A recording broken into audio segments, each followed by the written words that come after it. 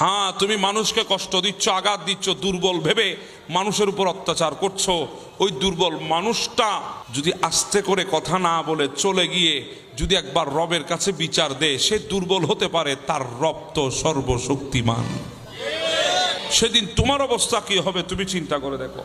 সেজন্য কাউকে সহজে আঘাত দেবেন না, কাউকে সহজে কষ্ট দেবেন না, আর কারো সামনে এই কথাটা কখনো বলবেন না, আমাকে চেনো আমি কে, এই কথাটা জীবনে কখনো বলবেন না। কারণ পৃথিবীতে এমন একজন ছিল যার ইবাদতের কমতি ছিল না, 6.5 লক্ষ বছর ইবাদত করেছে।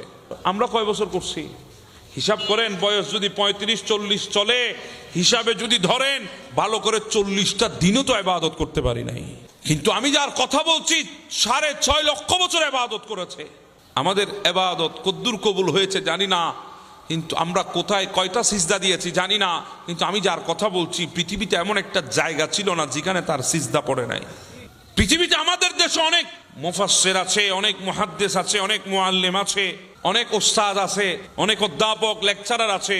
তারা ছাত্রদেরকে শিক্ষা দেয়, তোলাবাকে শিক্ষা দেয়, তারা স্কুল কলেজের পড়ুয়া ছাত্রদেরকে এলম শিক্ষা দেয়। কিন্তু আমি যার কথা বলছি ইনি কোনো পাবলিককে শিক্ষা দিতেন না, কোনো পাবলিকের শিক্ষক ছিলেন না, উনি ছিলেন ফেরেশতাদের শিক্ষক, যাকে মুআল্লিমুল মালাইকা বলা হতো।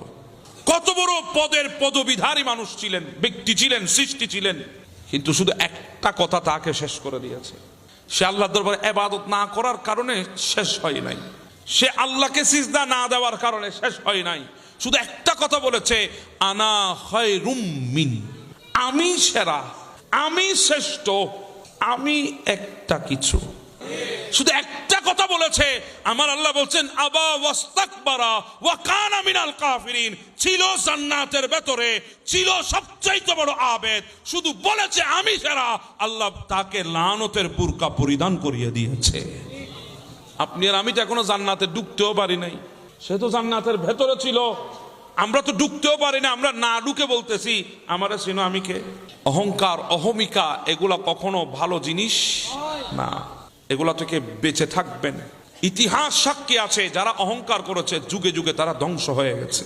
আমরা মনে করি আল্লাহর দরবারে কবুল হওয়ার জন্য বড় বুজুর্গ হওয়া লাগবে, আল্লাহর দরবারে কবুল হওয়ার জন্য বুজুর্গ সাজতে হবে, আল্লাহর দরবারে কবুল হওয়ার জন্য হয়তো নিজেকে বুজুর্গের মতো দেখাইতে হবে। না রে বাবা না, আপনি দেখান দুনিয়াকে পারবেন, কিন্তু মওলা আপনার ওই উপরের রূপ দেখে না, মওলা আপনাকে মোহাব্বত করে কাছে টানে আপনার ভেতরের কলবের রূপ দেখে। সুবহানাল্লাহ।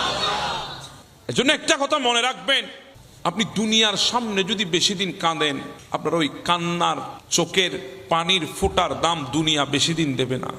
আপনি যদি মানুষকে আপনার কষ্টের কান্না দেখান, মানুষ আপনার কান্নাগুলা দেখতে বেশি দিন পছন্দ করবে না। কারণ দুনিয়া তো মানুষের আনন্দ দেখতে অভ্যস্ত, দুনিয়া মানুষের মুখের হাসি দেখতে অভ্যস্ত। দুনিয়া আপনার চোখের পানিকে দেখে পছন্দ করে না। আপনার চোখের পানি দেখে হয়তো একদিন কাঁদবে, 2 দিন কাঁদবে, 3 দিনের দিন কেউ আপনার চোখের পানি দেখে কাঁদবে না, বরং ওই চোখের পানি দেখে আপনাকে নিয়ে উপহাস করবে। হয়তো আপনার চোখের পানি দেখে দুনিয়া কয়েকদিন কাঁদবে, বেশি যখন চোখের পানি দেখাতে যাবেন তখন দুনিয়া আপনার ওই কান্নাটাকে নিয়ে উপহাস করবে।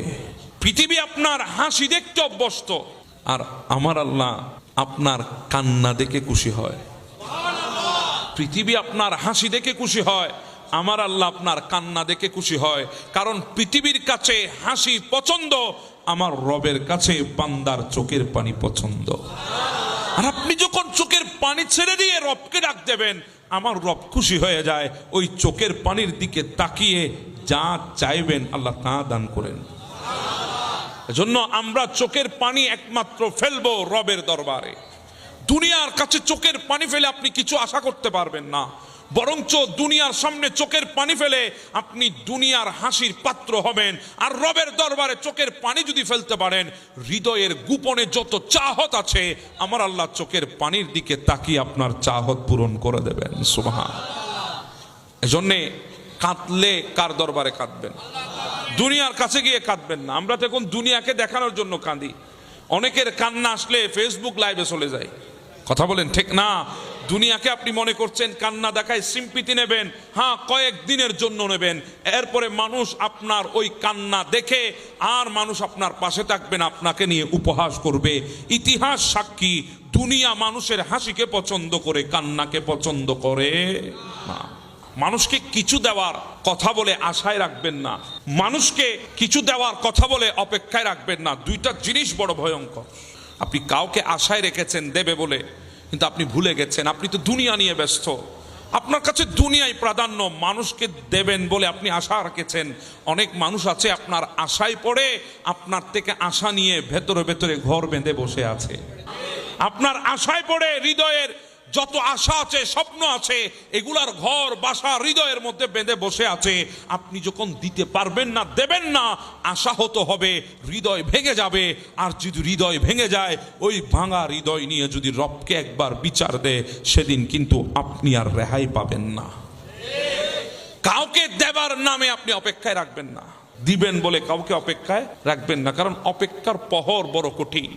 অপেক্ষার আশায় মানুষ কুড়ে কবর, অপেক্ষায় বসে থাকতে থাকতে মানুষ মাটিতে কবর পর্যন্ত কুড়ে ফেলে। এজন্য কাউকে অপেক্ষায় রাখবেন না, কারণ অপেক্ষায় রেখেছেন আপনি, অপেক্ষা যে জন্য রেখেছেন সেটা আপনি দেন নাই, মানুষটার হৃদয় ভেঙেছে।